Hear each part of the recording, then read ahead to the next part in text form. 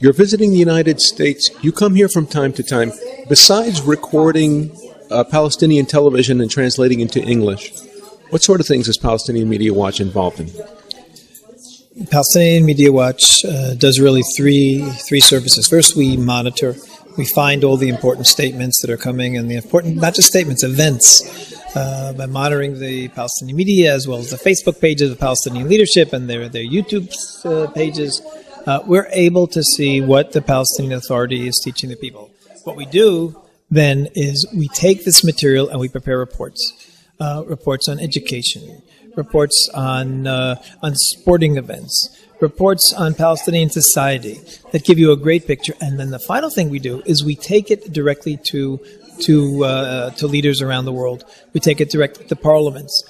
We discuss with them necessary legislation to change. So we find the product, we package the product, and then we bring the product to the decision makers, because we find that that's the most effective way to really impact on governments around the world.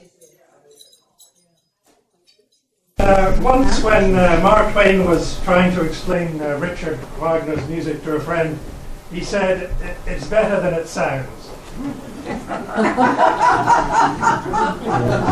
Alas, the same cannot be said about the Palestinian Authority and its leaders, what they say in Arabic to their own people, with regard to their annihilationist intentions towards Israel. In an argument between two people, it is commendable to be scrupulously fair, but that can only be done if both sides are arguing in good faith. If you were to come across two men fighting in an alley, you would not necessarily assume that they both had a good reason for attacking each other.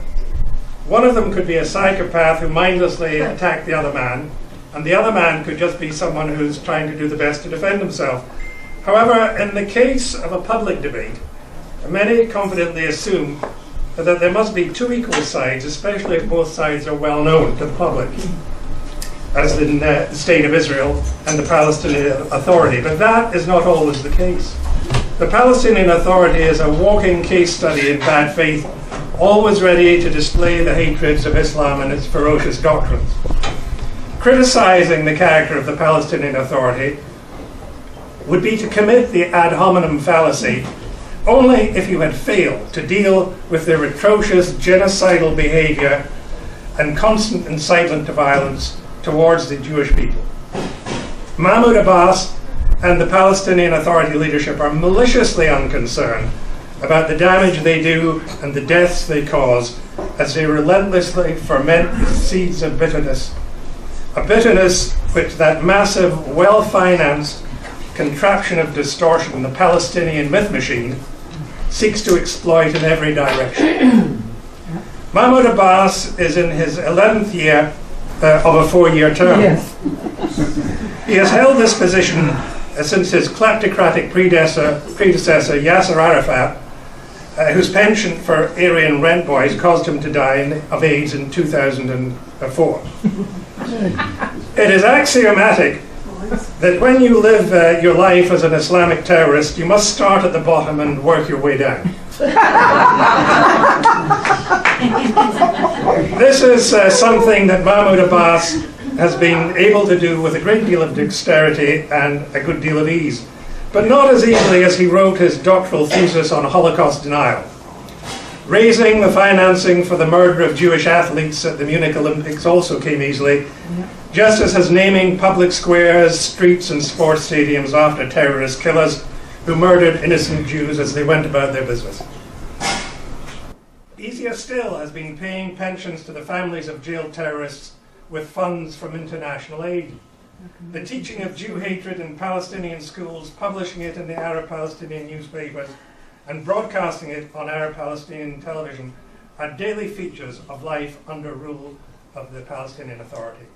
All of this notwithstanding, one of his greatest accomplishments has been to convince the frightened and gullible West that he is a moderate, due to his ability to say one thing to the Arab Palestinians and another thing to the West, and to be believed by both of them. But thanks to the strenuous efforts of Itamar Marcus and Palestinian Media Watch, The heavy cloak of deceit that covers everything that's done by the PA is constantly being peeled away to reveal the alarming truth about what they are, what they really believe, and how they intend to empty the future for Israel. Palestinian Media Watch was founded by Itamar Marcus 21 years ago. The number 21 is significant for two reasons. It exceeds the combined intelligence, combined IQs rather, of John Kerry and Wendy Sherman. Yes, it does.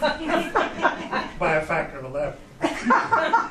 And it is an extraordinarily long time to devote to exposing malevolence of the PA without some form of reprisal.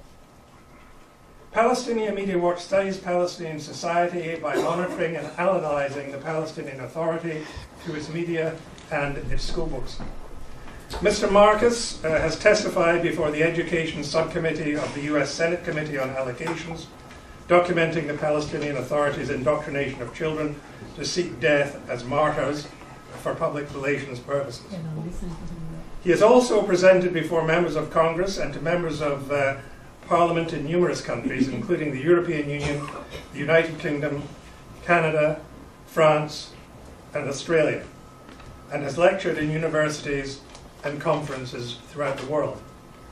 He is a featured source for the documentary Obsession, Radical Islam's War Against the West. He is also a former vice president of the Central Fund of Israel, which won the Jerusalem Prize for volunteerism. Originally from New York, he now lives in Israel, doubtless in an undisclosed location. Ladies and gentlemen, will you please give a warm welcome